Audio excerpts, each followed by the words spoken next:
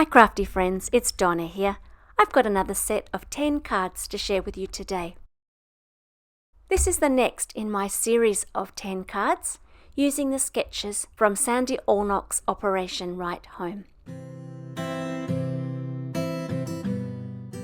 We're going to be working through sketches 41 to 50 today, and I'm using this gorgeous paper from Paper Rose Studio called Rainbow Twirl. Today I'm going to be working in metric. If you're watching from the USA, then you have all of the measurements that you need written on the sketch, and you can make exactly the same cards using those measurements. However, if you live anywhere else in the world and you're using metric, then your standard card size is going to be 148mm by 105. And I'm going to use this chart that I've made in a previous video to convert my measurements. I will leave a link in the box below to where to find that chart. The first measurements that we're going to convert is this back rectangle, which is 2 1/4 by 5 inches. The 2 1/4 is along the short side of the card, and so I'm going to work down the short side column until I find 2 1/4 inches, and that comes to 56mm. Then the 5 inches runs along the long side, and so I'm going down there, and 5 inches converts to 135mm. I'm doing the same thing for the top panel, 2 3/4 by 3 1/4 inches, with the 2 3/4 being on the long side and the 3 1/4 inches being on the short side. That gives me 74 by 80mm. I'm only going to do the measurements in the video for this first card. After that, I'll have them pre-written on. But if you'd like a little bit more information, then please go back and watch that other video. I like to back all of the parts of the card with a nice contrasting, usually darker, piece of paper, and I've chosen some really lovely brights for these cards. When I use sketches, I almost always use the measurements given to cut my patterned paper, and then I make my background paper just a smidge bigger. For a couple of these cards, where the pattern was a bit busier, I've done things slightly differently, and I'll let you know when I get to those cards. I've chosen to use some stamped images for a couple of the cards, and this is one of them. This is called Sketched Flower 3, and I've stamped that in Memento Tuxedo Black ink and coloured it with my Copic markers. For all of the cards, I start by layering up each of the elements with its coloured background, and then I construct the whole card. For pretty much all of today's cards, I've used glue, although I have reached for my foam tape just a couple of times. As long as the layer that you're gluing down is smaller than the layer below it, then the assembly is very simple. But in the case of this flower, it's going to hang over that banner at the top and the bottom, and I need to stabilise it. The floral paper and its background is 2 pieces of paper deep, and so that's how many layers I'm adding to the top and bottom of my Copic coloured flower before I glue that down. You'll see me repeat this process over and over, although I'll leave out some of the details in the explanations as we go. The sentiment for this first card comes from a set of sentiments called Rainbow Poppies, and this one's ticket shaped, which is a lot of fun. Once again, I'm going to need to build up the right hand side with 2 layers of paper. And here's the finished first card.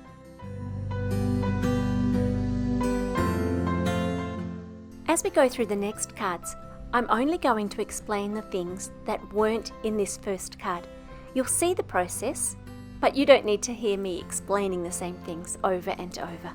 This next sketch was very interesting because the sketch and the dimensions on the sketch don't match. I cut my front panel to match the size that was written in numbers, but you can see that dimensions are quite different to the sketch. I suspect it should have been 3 inches, not 4.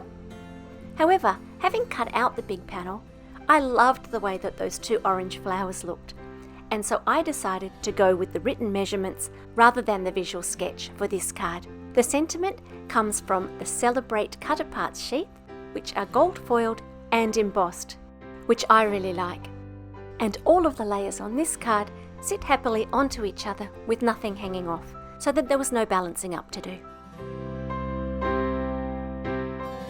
This next sketch has a pair of papers as the background, and I've already glued those to my card base. One of the papers in the pack had this gorgeous wreath on it, and I really wanted to use it, even though it was much too big for the card size that I've chosen. And so I've cut a good quarter of it for this angled panel today. This sentiment comes from the lovely Florals Magnolia stamp set. Life is tough, my darling, but so are you. And I've added that on so that it sits horizontal on the card.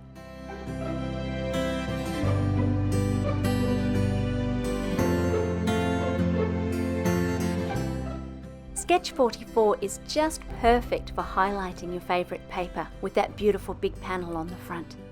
I've chosen a lightly patterned paper for the back, this absolutely gorgeous wood grain for my long panel. It seems a bit of a shame to cover up most of it. And then the beautiful florals from my front panel.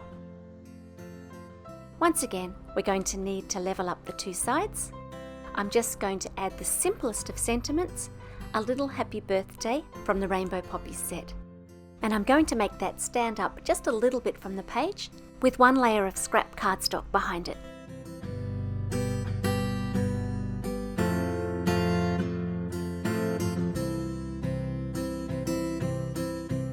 This next card, made with sketch 45, turned out to be one of my favourites from the whole set. I've decided to turn the sketch sideways because I wanted to include these beautiful little cupcakes from the Hey Cupcake stamp set. And I've chosen the rainbow paper and an inky paper, and I just love that combination.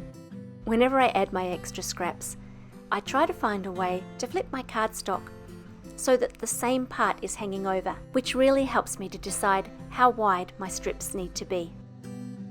When it came to colouring the cupcakes, I chose the pinks and oranges and yellows from that inky background piece.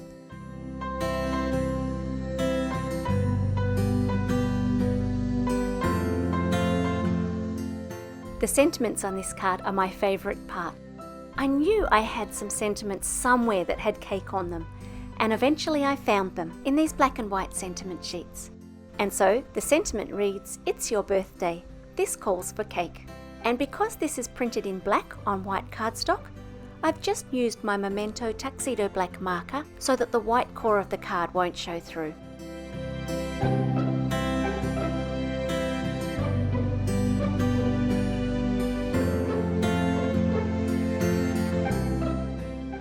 For this next card, sketch 46, I've decided to leave the background as one of my coloured cardstocks instead of one of the patterned papers from the pack. And at the end of the day, I don't like this card as much as the others. I wish I'd used more pattern paper.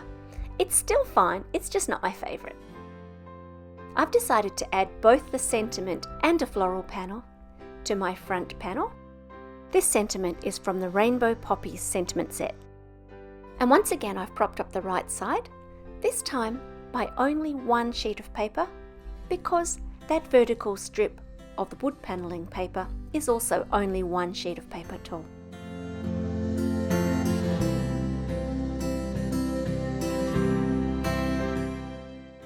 I love sketches like this next one. There's something about a banner coming in from the side onto a square panel that I just love. There are a few similar sketches around, and I always love the cards I make with them.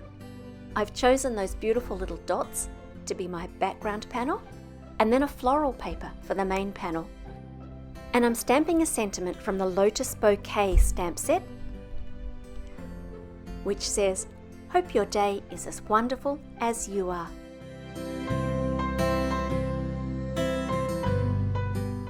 I'm going to finish off with just a few glitter enamel dots.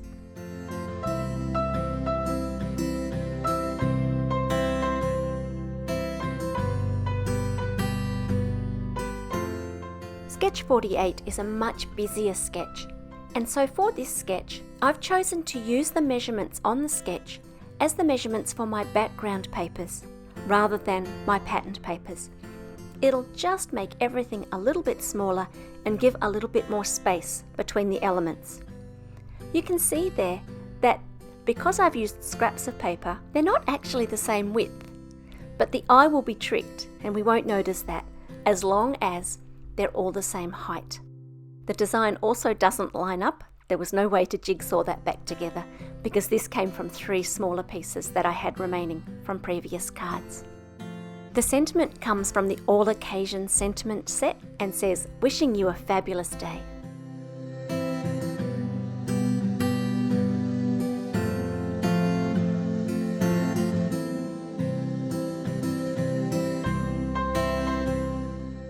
Sketch 49 has a banner coming in from the top, and so when I've backed this, I've left a border only on each side and the bottom.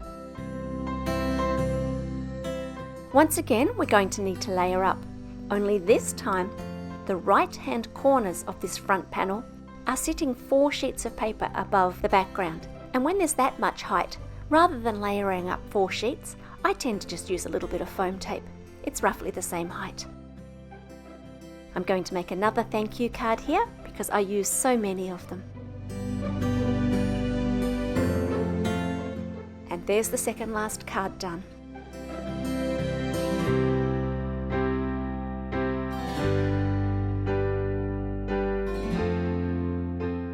Finally, sketch 50.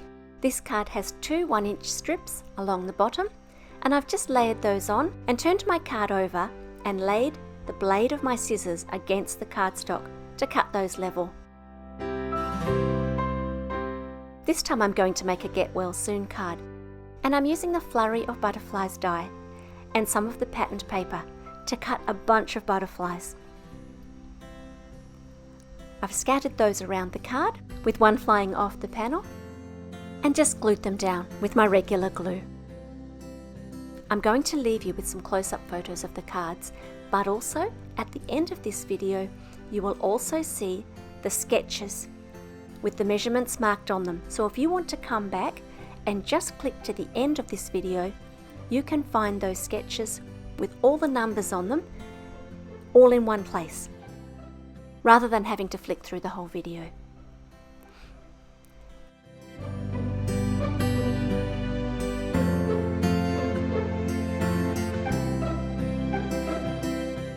Feel free to like and to subscribe.